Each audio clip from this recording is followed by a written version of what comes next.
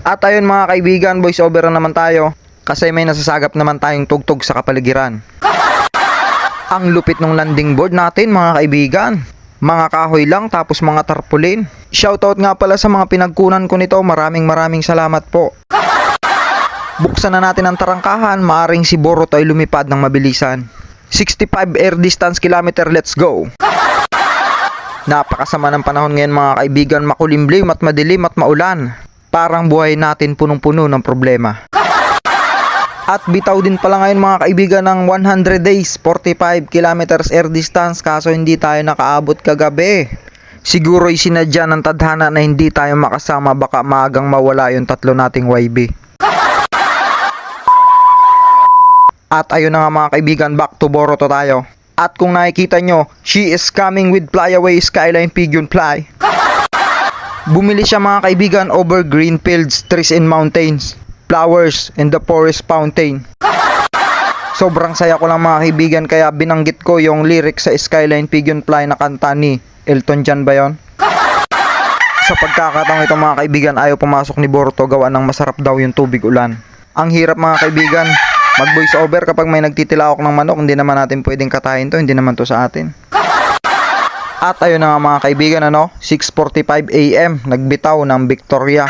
65 kilometers air distance. Pasensya na, tumilaok na naman.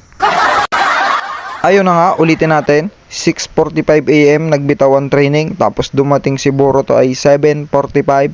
Pero siya ay pumasok ng 7:53. Kung imamanual natin yung speed, umi-speed tayo kaibigan ng 988. Bumili si Boruto mga kaibigan.